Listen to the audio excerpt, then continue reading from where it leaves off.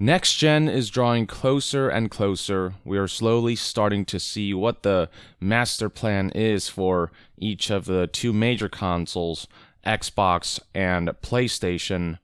And right now we have some more details about what's going on the Xbox side of things. Microsoft has decided to streamline their Xbox family of consoles by shutting down production on two models. The following information was relayed by news outlet The Verge. The headline of this article, published on July 16th, reads, Microsoft discontinues Xbox One X and Xbox One S Digital Edition ahead of Series X launch. So here's the quote that was provided to The Verge by a Microsoft spokesperson who said, as we ramp into the future with Xbox Series X, we're taking the natural step of stopping production on Xbox One X and Xbox One S All-Digital Edition.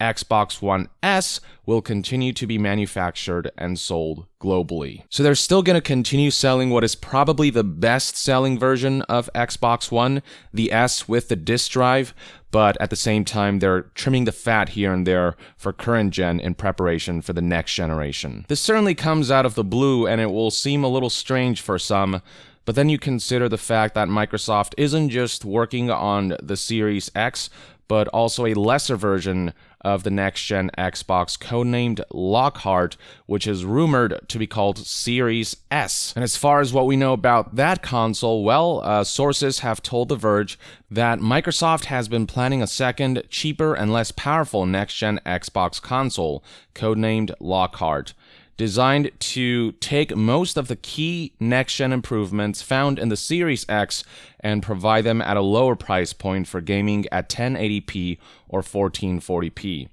As for what the specs are for that console, according to The Verge, we understand that it includes 7.5 gigabytes of usable RAM, a slightly underclocked CPU speed, and around 4 teraflops of GPU performance compared to Series X's 12 teraflops. So it's starting to sound like Lockhart or Series S is meant to replace the Xbox One X, though interestingly the One X did come with 6 teraflops of GPU performance, whereas Lockhart comes with 4 teraflops, making it less powerful than the One X.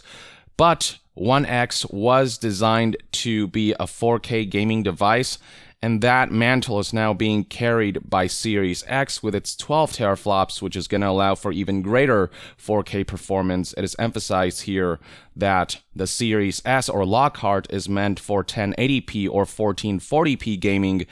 And when looking at it that way, maybe 4 teraflops will be enough, layered with some of the newer gen hardware, newer CPU, and the like. There's also the fact that the Series S will likely come with SSD, unlike the One X, which is confined to hard disk drives. And that SSD will allow for certain advantages like faster loading times and the like. Also discontinued is the Xbox One S digital-only edition, which might go to suggest that Lockhart might also be a digital-only console. It might be both a less powerful version of the Series X and an all-digital console that is meant to compete with PlayStation 5's all-digital version. It's starting to sound like Lockhart is meant to pick up the mantle of both the One X and the One S digital by providing the best of both worlds. It is a mid-range Xbox in the family line of Xbox consoles that comes with a more competitive price point that also excludes the disk drive to save cost, and that will allow this console to be sold at a price point that may be more affordable for the average Joe, while the Series X can be sold to the hardcore gamers who are willing to shell out $500 or $600, however much the Series X will cost for the best graphics and performance. So Lockhart almost kind of splits the difference between One X and One S all digital. One of the things that this will do is streamline the purchasable Xbox consoles, whereas before it would essentially be Xbox One S, Xbox One S digital, Xbox One X, Xbox Series S, and Xbox Series X.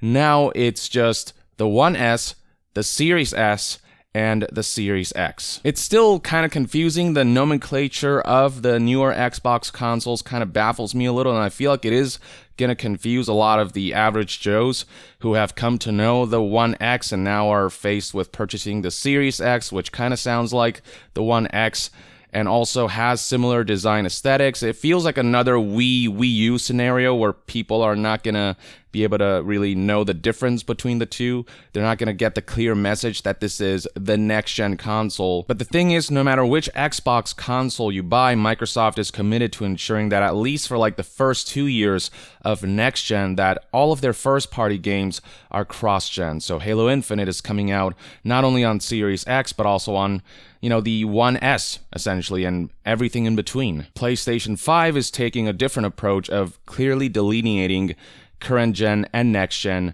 so games like Spider-Man Miles Morales and the new Horizon game, they're all going to be next gen exclusive and taking full advantage of the power of the PS5's new CPU, GPU, and that SSD that's being heavily emphasized. Now, while I do think that a large part of why Microsoft is stopping production for One X and One S digital has to do with streamlining their Xbox family of consoles, I also believe that the One X and One S digital probably didn't sell particularly well. There would be no reason to discontinue that if people flocked to buy those editions. So it looks like the One S with the disk drive is selling well enough that they felt it was worth maintaining that, whereas the other versions of the consoles just aren't selling as well. Not only does it seem as though Lockhart or Series S is going to replace both the One X and One S digital, it also seems as though they don't deem producing more One X's and One S digitals worth the cost given the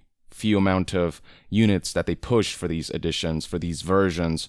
So they're just keeping the One S and then smoothly trying to transition into Series S and Series X. And just in general, Xbox One consoles haven't been selling particularly well. It's not like a complete failure per se, but PlayStation 4 is obviously way ahead of the curve on that front. And that's in large part because Xbox One didn't have many compelling exclusive titles.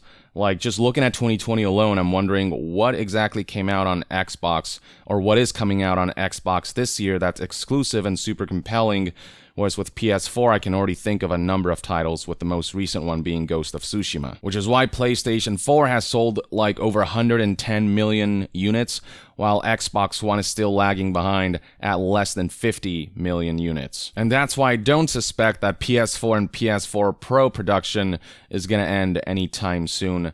Whereas with Microsoft, it feels as though One X and One S digital just didn't sell well enough that it warranted them making more of these.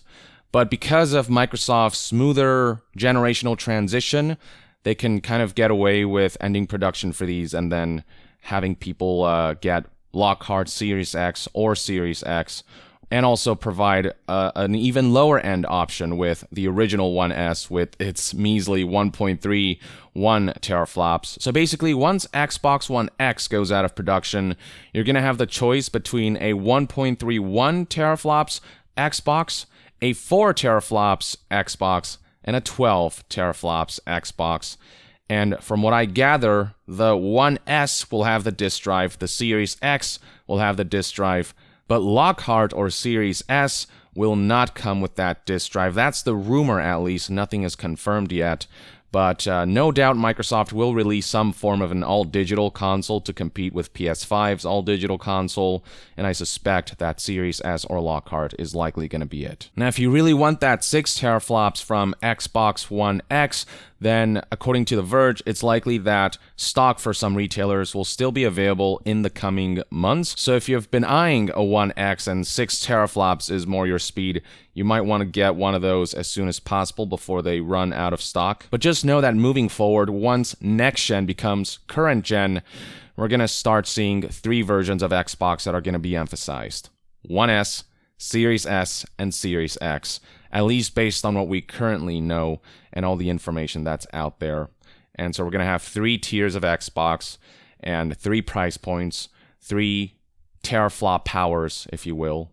And for at least the first 2 years, all first-party games will run across all those consoles, and including the consoles that you already own, whether it's the 1S Digital or the 1X. So that's everything you need to know about Microsoft's future plans with Xbox, ladies and gentlemen. Let me know in the comments below what your thoughts and opinions are on the way they're streamlining the Xbox family of consoles. And to be further updated on all things gaming news, reviews, and discussions, stay tuned right here on Young Yeah. I'll see you guys next time. Young out.